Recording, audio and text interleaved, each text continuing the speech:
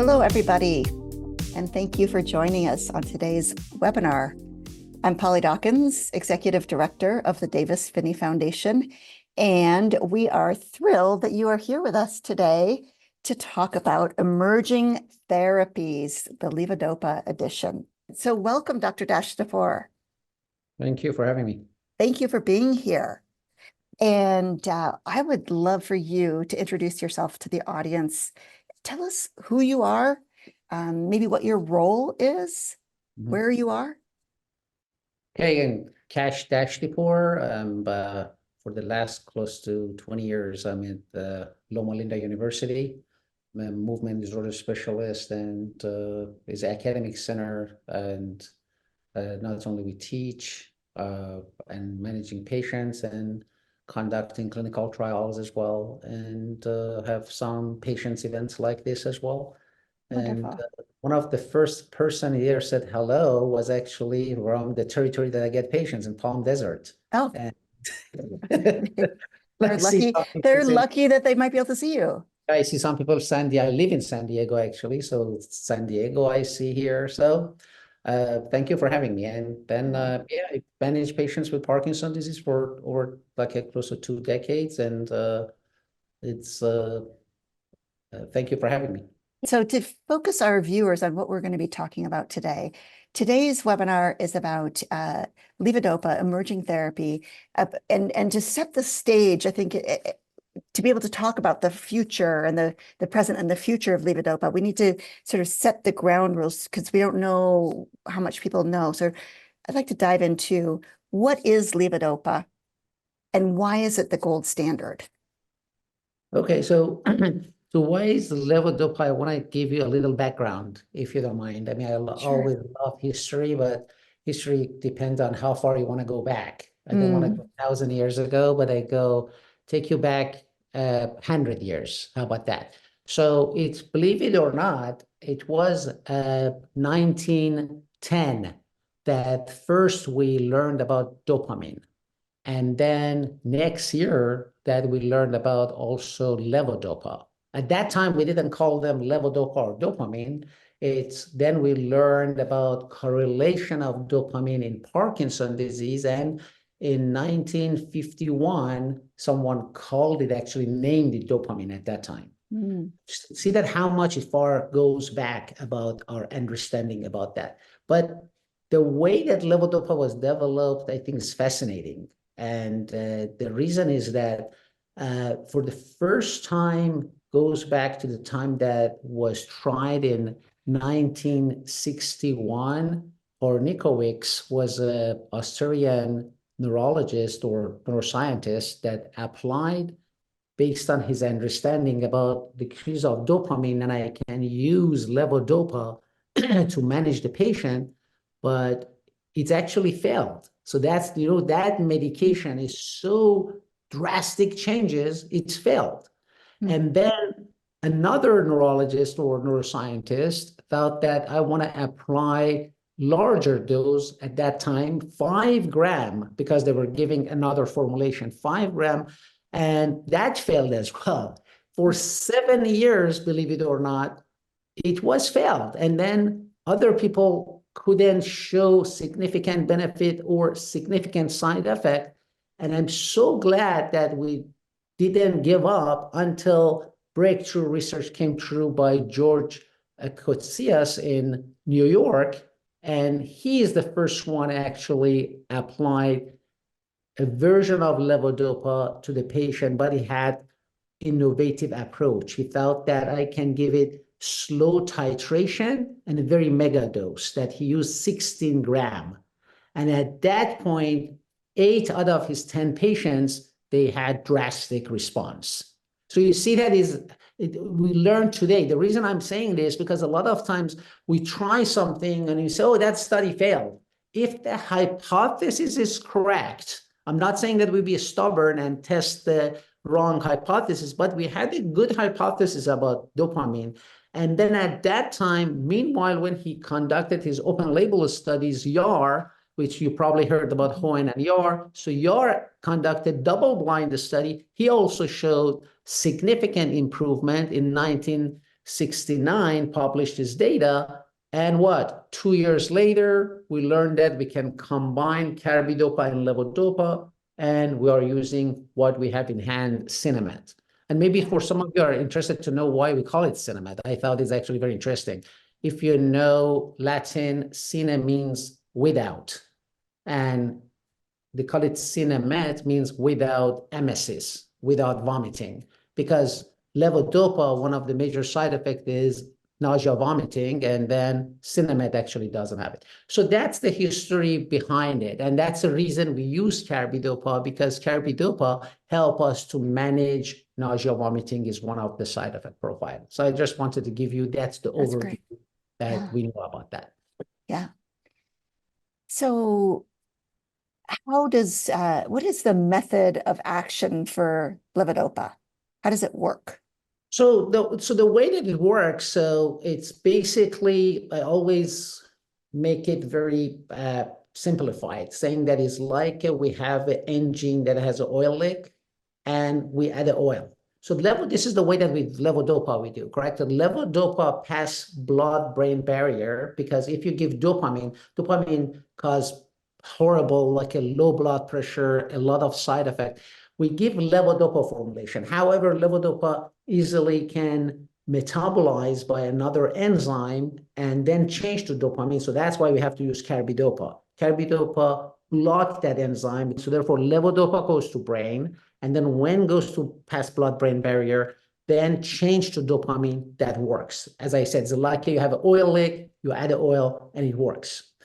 And there are different formulation, if you want me to discuss. Yeah, let's talk about that. Yeah. Correct. One of the Sinemet I already told you about, they have another version of that actually recently came, is exactly like Sinemet, but is like a break of 25 milligrams. And they are kind of glued together. So for the patients that they want to use fractionated dose, they name it as a brand name of DV. So you just give it 25 milligrams. So that's it for patients that they want to use, like, for example, 75 milligram, because it's hard to do 3/4, or they want to use 125. So you can use the whole tablet plus a quarter.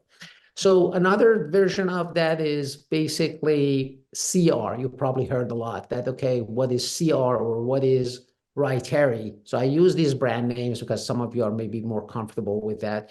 And so the difference is that CR, it's only the name I always say is a CR. It's actually is not constant release. It's a kind of delay release. And there are 4 clinical trials actually looked at IR versus CR, and none of them showed superiority CR versus IR. And so that's the reason these days we don't use it.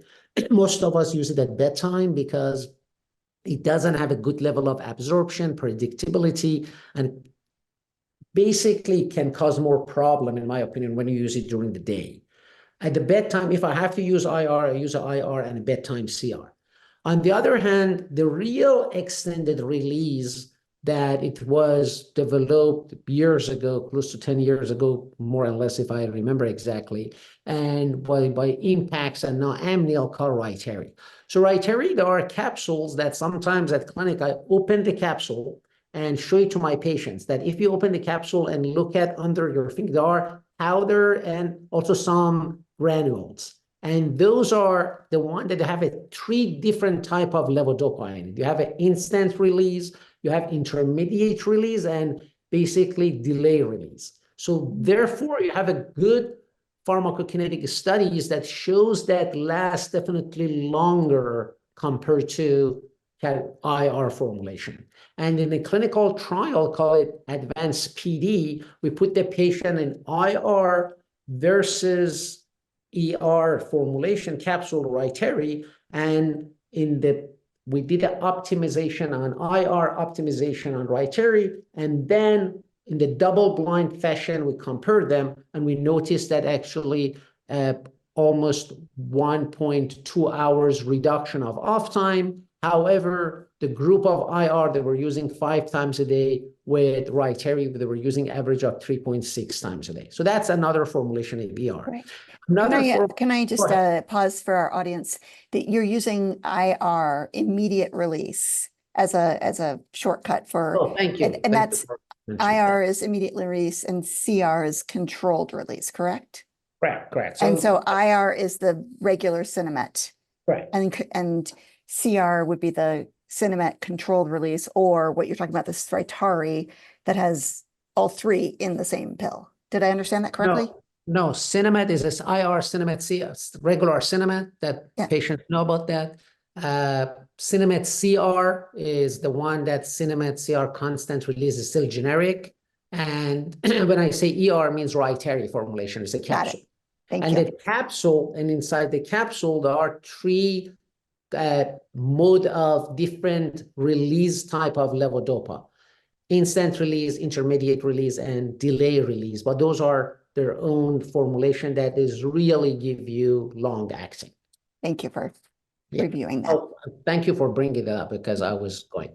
Another formulation of levodopa available, one is the combination of carbidopa, levodopa, just the IR, and then plus entacapone, which is a COMT inhibitor, which is the enzyme that when you block that, give you extend efficacy of levodopa.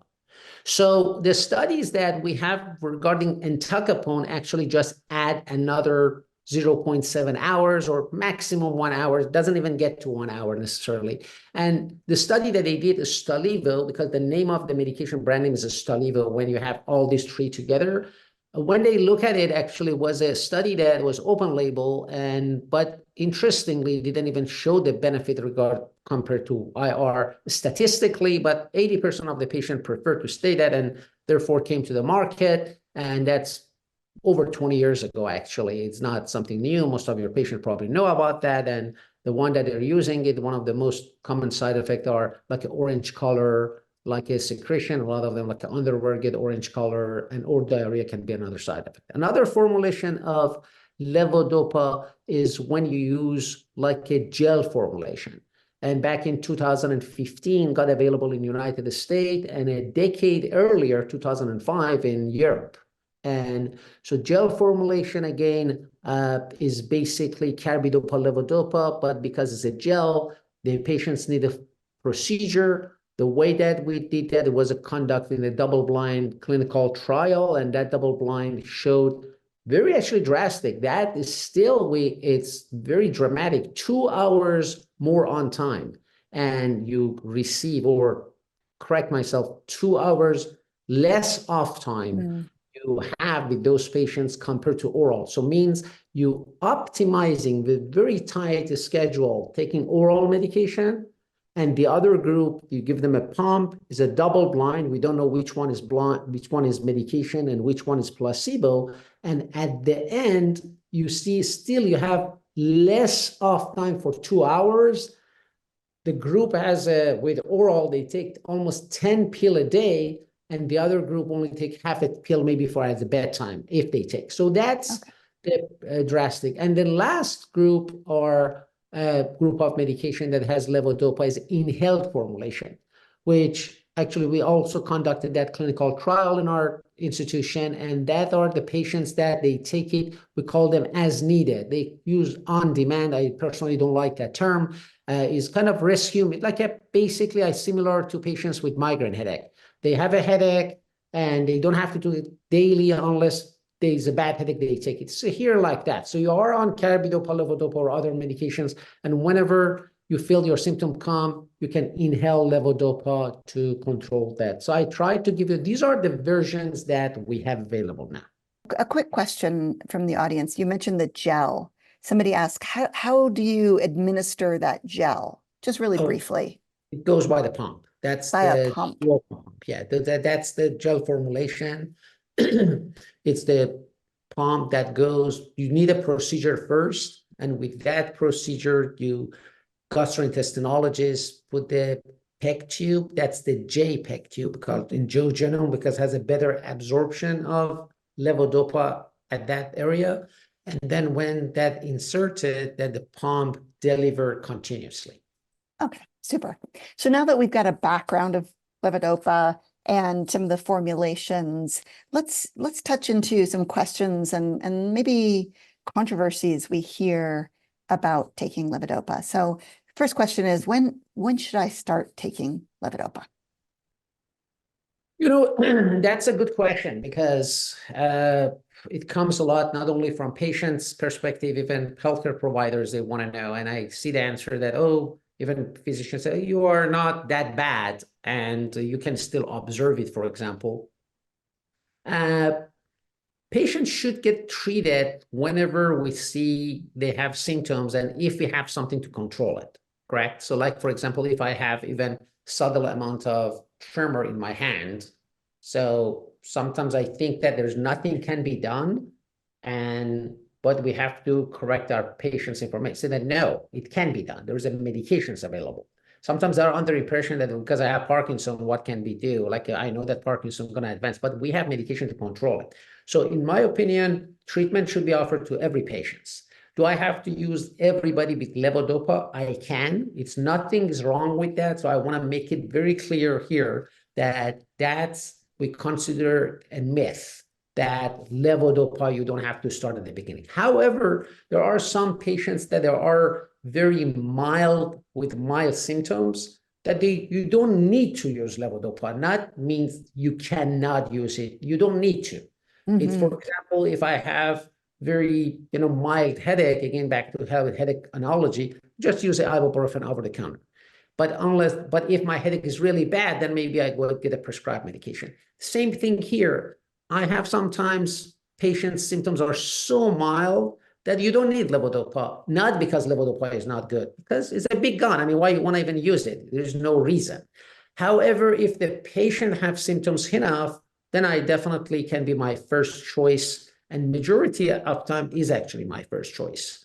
And so should be treated, can be at the beginning or can be again later on. Got it.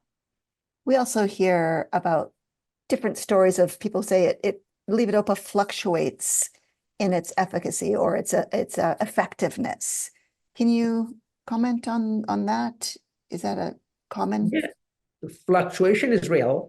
And if you don't mind, I also added dyskinesia to this because they are going kind of parallel together. So dyskinesia and fluctuation happens. However, don't blame levodopa.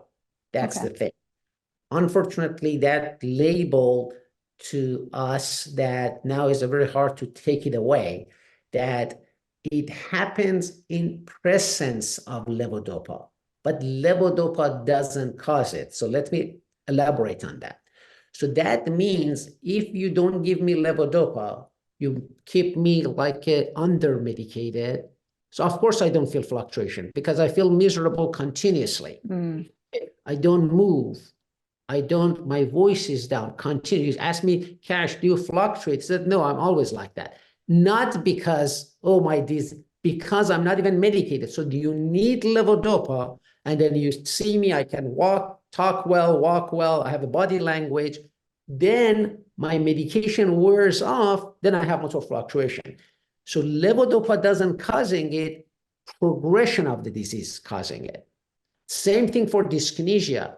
So to back up what I'm saying, that's actually not only is a rationalization, is coming from studies as well. Studies back up what I said. The one that actually is my favorite one was published actually a while ago, was if I'm not, was 2014 in Brain, is one of the very, very good journal. And that study wasn't even like a design double blind. We call it natural cohort. That means they looked at the patients in Italy compared to patients in sub-Saharan Africa. That's why they call it natural cohort. Because the patients in Italy, they have earlier access to levodopa versus sub-Sahara, which was almost 2 years versus 4 years, 2 years different. If you think that levodopa causes motor fluctuation and dyskinesia, you expect that Italian group, they have dyskinesia. What happened then? Actually, both groups, when you look at the numbers, the timing of starting dyskinesia and levodopa for both groups are the same. Let's answer one more question about levodopa current. And then let's get into what are the new developments. And then for our audience, we will come back and answer as many questions as we can, because we know you have a lot of questions. So one of the questions that we get is, how do you take, what's the best way to take levodopa? How to take it? Yeah. So as I said, like the first way that we prescribe is oral formulation, you know, like at the beginning when we diagnose that is oral formulation. And if you, I heard that a lot, like how do I take it with food or without food? So because I'm sure that in package insert or pharmacists tell them how to take it. Levodopa does get the best absorption with empty stomach. That's period. However, the good news is that at the beginning, you be diagnosed with Parkinson's disease, your body is not desperate for levodopa because you already have some reserve. So at the beginning, because patient, they can have side effect with nausea, vomiting, dizziness, lightheadedness, I purposefully actually tell my patients, take it with food. Take it with food. Why? Not because I don't know. The reason is that because I want absorption. I tell my patients that I don't want you to go to the pharmacy saying that, oh my gosh, Dr. Dashtipour missed it. I have to take it with empty stomach. No, I want them to take it because decreased absorption help them to actually tolerate it better at the beginning of the disease that they don't need. However, with progression of the disease, when motor fluctuation comes to the picture, then you want, as soon as you take it, you want to kicks in. That time, those patients, they needed to take it with empty stomach.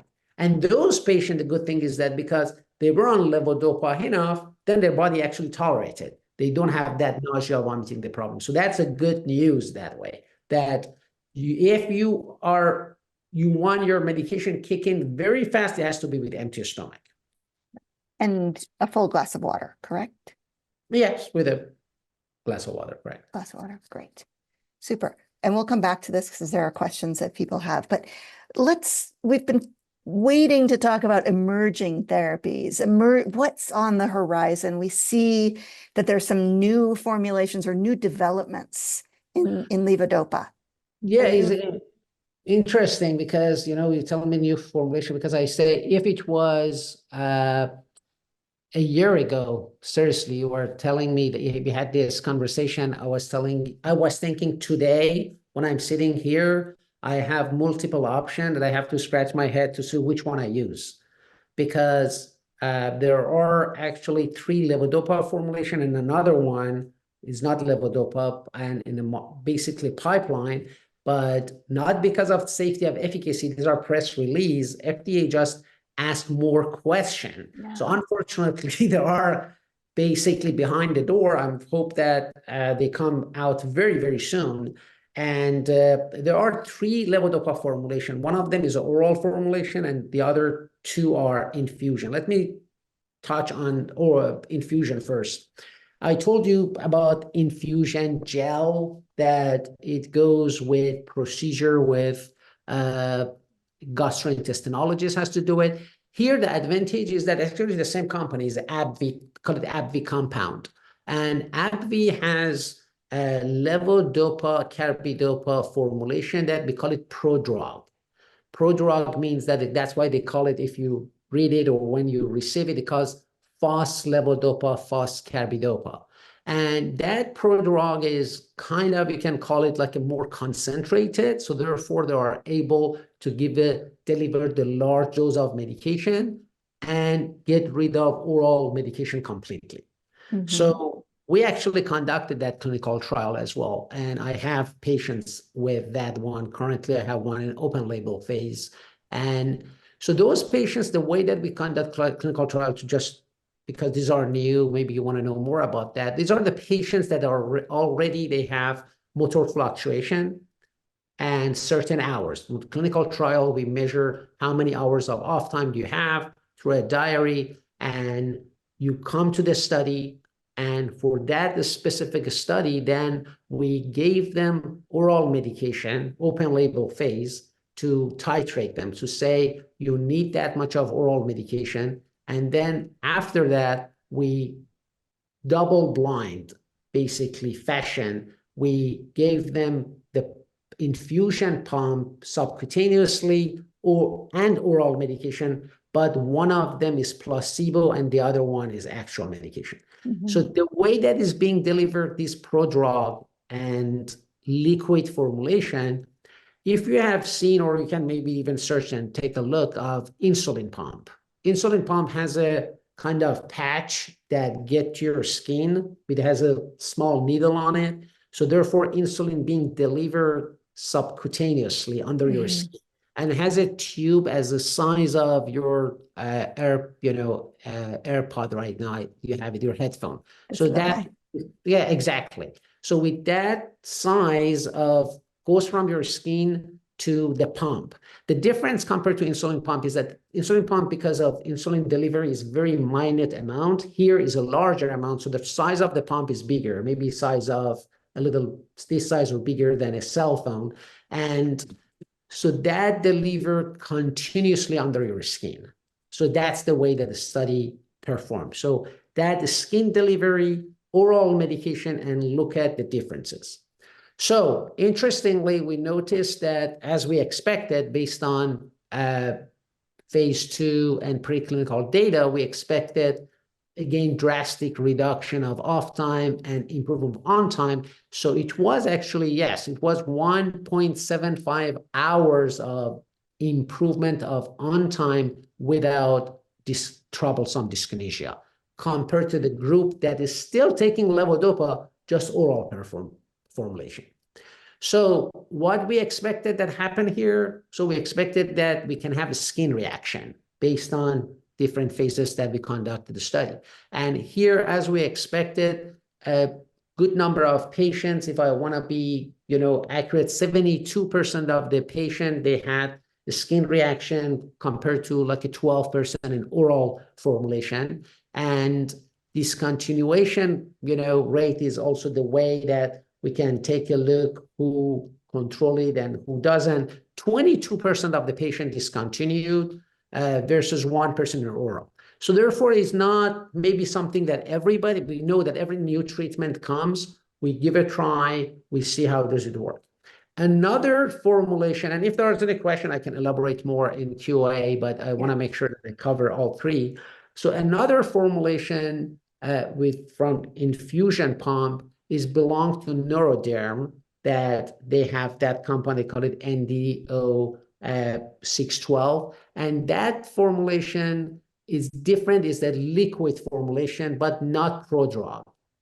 And the difference is that you cannot have, because the prodrug was very concentrated formula, and they were able to give it completely replaced to oral formulation. Here is a liquid formulation, and they maximum per clinical trial, they delivered that for 720, the maximum. So therefore, if you need more in the clinical trial, you were allowed to take oral medication as well. So you have here, on the other study that we had, only infusion pump versus oral therapy. Here you have oral therapy versus infusion, but if you need to, you can also take oral medication.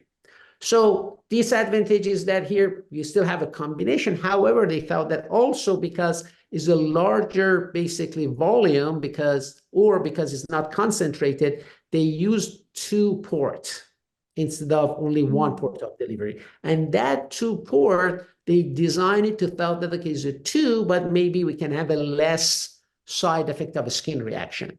In fact, the skin reaction was, when you look at the double-blind phase of the study, when I look at that, it was 57% skin reaction, which was less than, when you look at it on the other trial. And discontinuation rate was also very close to like an oral formula, like around 8%. The discontinuation rate was, but they took it in open label phase, and around 5% during the double blind, and 7% of them they discontinued due to skin reaction. The good news is that, and I've seen it myself in my patients, some of the skin reaction, not all of them, some of this skin reaction can go away. And the way that we tell the patients that, and for both studies, for both infusion trials, we ask the patient to use like a rubber balls, and when they have, because a skin reaction can be like nodules under their skin, and they can rub it. And as long as after a while can go away. So for both the studies, majority of these skin reactions were like a mild to moderate event. So, okay, so it wasn't like, there were some severe ones, but again, so I want to say is manageable, basically most of the cases. Okay.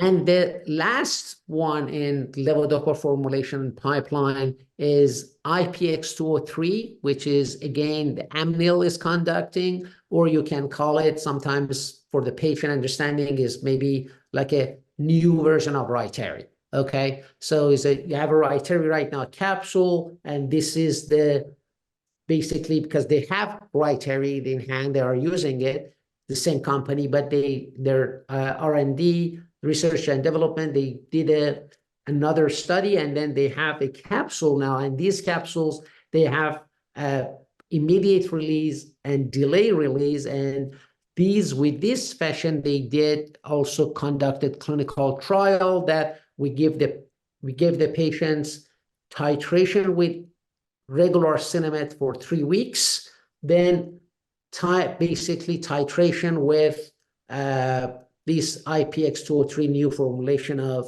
capsule extended release. And then in the fashion of randomization, patient took both, but one of them is real. So you took placebo or IR, regular Sinemet, or basically placebo and extended release capsule, and compare them. And then we noticed that patient, they had basically extra 1.5 hours of roughly improvement of on time without dyskinesia. However, another good news for our patient is that in IR, they were using average of 5 times a day, IR again, Sinemet, I mean, and with the medication capsule extended release in research, only 3 times a day average. Yeah. The range, though, the range is more interesting. There were subgroup of patients that would need only take twice a day. So the range was 2 to 4, average 3, and the Sinemet group, they could take as many as, there were some group of patients that were taking 9 times a day. Look at the difference. And actually be exactly correct, one of them even took 10. But so the range was that much. And so that's kind of, I want to give you overview of these 3 forms that we have, and hopefully in a matter of month even can be one of them available. We hope so. Yeah, I hope. Yeah. Exactly. Yeah. And that, I think that gives us, I don't know, we're enthusiastic that there are things coming down the pipeline that are going to continue to treat Parkinson's with Levodopa that we know work so well, just in different ways of working. When would you say, why would somebody want a new formulation that's coming down in the pipeline? Why would somebody want IPX203 or a subcutaneous infusion? When it's coming, so you said, or why would somebody want one of these? Why would you why they want it? Okay. Why would you want a I subcutaneous mean, infusion? because it's not uncommon that I have patients that are taking like a Levodopa 5 times a day, 6 times a day, and even if they are doing still fine, 5, 6, but it's 5, 6 times a day is like a pill burden and difficult for the patients that they constantly, they have to look at their watch that, oh, now is at 12:40 and 1 o'clock, I have to take my next pill. So that's one reason. And as I said, I always learn from my patients. My patients, it's coming, believe it or not, when they, even currently with the current Rytary, when I just simply change 6 times a day to even 5, look at it, 6 times to 5 times. You and I thinking that, so, but patient come and say that, oh my gosh, doctors, my life changed. I don't have to take 6 times a day, only 1 time for them. The clinical meaningfulness is more than when we look at like the papers and, okay, 3 to 4. So it's a huge benefit for our patients because they're getting better quality of life. And that's again translate to if somebody's taking 5 times a day, and now I'm able to change that 5 times to 4 times or 3 times a day. Or if they are using infusion pump, look at, again, we learn from other fields, correct? So you having insulin injection versus I see people walking around, you don't even know that they are carrying, insulin pump. The same thing. So we are going to that path that you and I talking with somebody is performing well, and he shows, oh, by the way, I'm actually having a pump. And so they continuously gonna have the pump deliver the medication without they be worried about, because this is another thing. They can be worried about, oh my gosh, what about in the middle of the day, I'm gonna go off time. Okay, so that's another concern always they have. And that the fact that get it more assurance and feel secure this way is very good for them. Right. All right. Are you ready to dive into some of our audience questions? Yeah, anything. All right, great. We have 2 questions that are related. A person says, I take Cinemet at 8 in the morning, and I have dyskinesia and stiffness really bad from about 11:30 till 1, and then it's better for the rest of the afternoon without taking another dose. What is going on?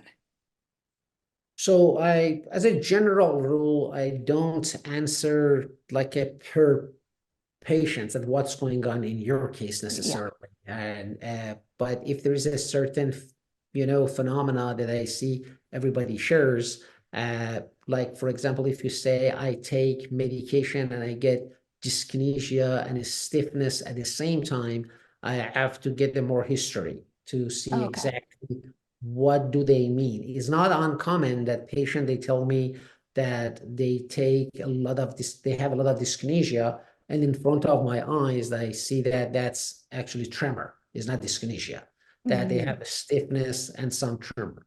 Or for example, patients, they have some dyskinesia happens and some like a tremor. There's a phenomenon that is not as common, but is not actually uncommon. And a lot of people, they think is uncommon, called DID, like a diphasic dyskinesia, that medication actually is wearing off, and the patient, they have dyskinesia.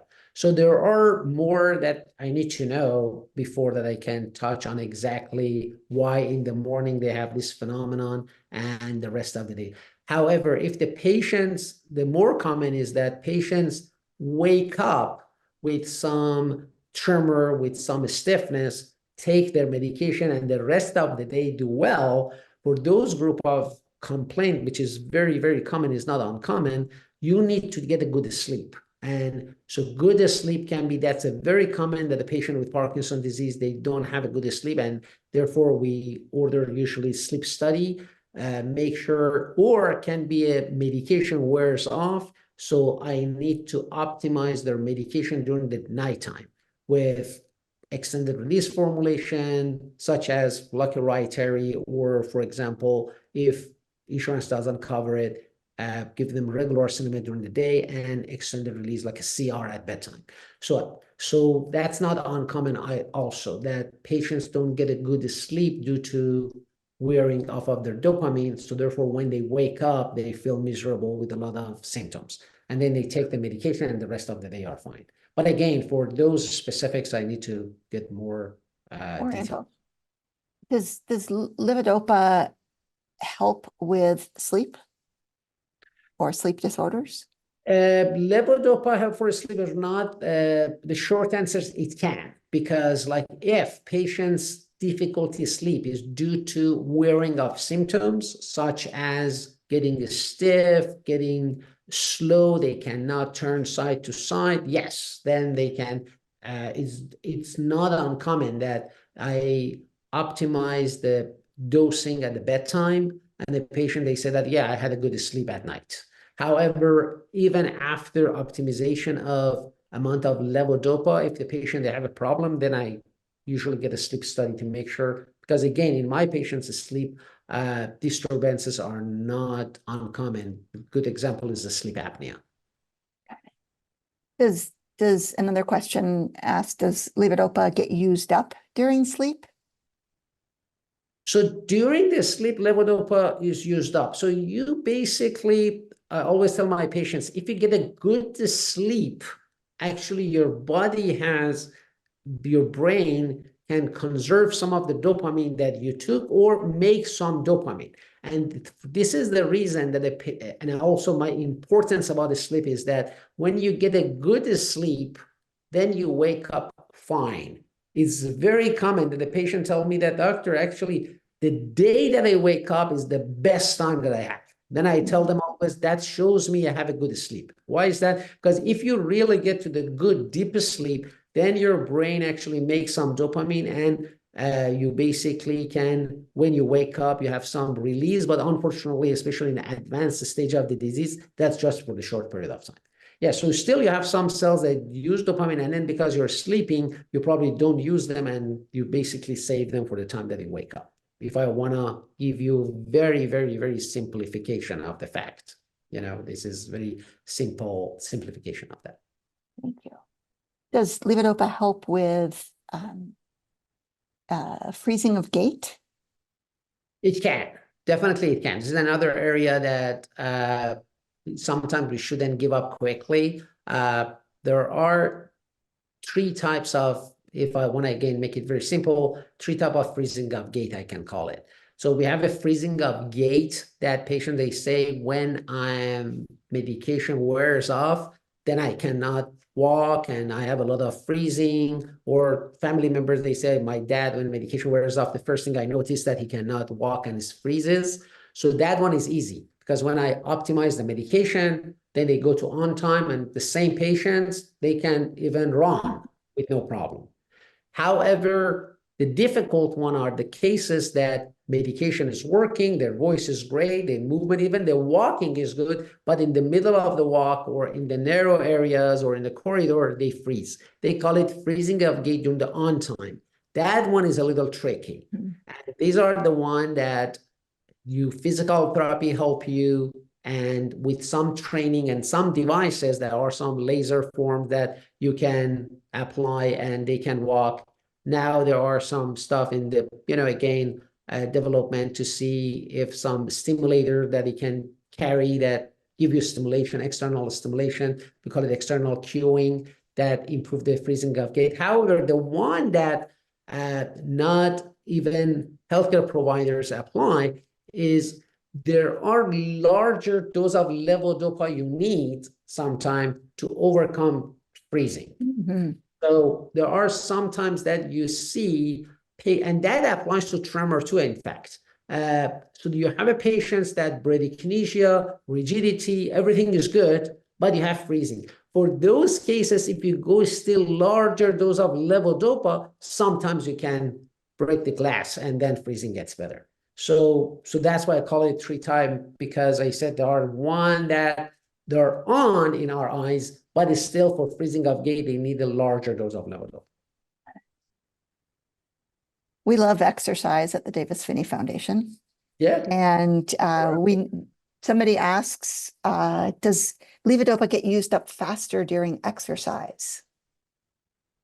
So I should be honest and say that we do not know exactly the answer to that, I can say, because this requires that some basic science research to say that at the time that you are exercising, if I do like a microdialysis to see if at the same time how much dopamine is being used, but probably it does. However, at the same time with exercise, you release some neurotransmitters that improves your condition. So, and I'm saying that not only due to understanding about basic mechanism behind that, from some patients tells us. There are some patients that they tell you that, after exercise, actually, I feel great, wonderful. That I believe those are the one that probably also can be due to, because, it's very complex. Also, it's depend on extent of exercise you do. How is your exercise is so advanced and severe exercise that you're preparing for Olympics, for example, or kind of moderate exercise and give you sense of joy. Because that, it seems to me, based on overviewing everything, that moderate amount is a key. So it means that what type of physical activity and refresh you and feel better and you feel energy. So because probably, again, maybe this is completely my guess, if you are getting ready for, Ironman, that's probably gonna drain you. And that's the one that when you do that, you say, oh my gosh, I need 10 times more levodopa because I drain all of my dopamine level. Yeah. Okay. But the amount of exercise that not too mellow, not too severe, but again, is not 100% based on fact. There are some clinical trial that's suggesting that like a not too heavy exercise, not too mellow, like a middle of that is more beneficial. But again, these are very hard to conduct. Like you have to have different type of exercise to compare them. But yes, during the exercise, probably we use some, dopamine, but at the same time, there is a release of some neurotransmitters as well. We have a few minutes left, Cash, and there are so many questions about levodopa and sleep. And I wonder if we could dive a little bit more into that. There are questions about why do they have night terrors when on levodopa? Does it help with restless leg syndrome? And does it help with an REM sleep behavior disorder?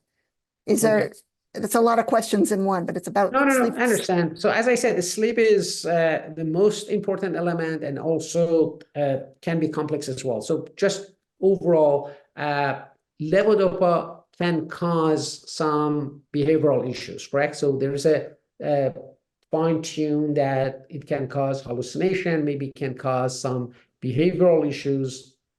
So does it depend to the patient? So does it help for REM behavior disturbances? I haven't seen necessarily help for that aspect. For that, but sometimes I use melatonin, and if I'm not in really favor of benzos of like a clonopine, but that might help. But generally speaking, for REM behavior disturbances, what is at risk is if they're so violent and it can cause damage the patient. Is being said that I actually just put the mattress on floor, then you resolve the issue, correct? So then you're not risk of falling, etc. But for restless leg syndrome, yes, because with the restless leg syndrome, there is a decreased amount of dopamine. It's possible that with giving extra dopamine, you improve. It's not 100%, but it's possible that improve it. Sometimes we have more difficult cases of restless leg syndrome, then you have look at other elements. One of them is iron, low iron, and if there is a low iron and even low normal, the iron supplement, which is usually should be infusion iron, can improve the restless leg syndrome. And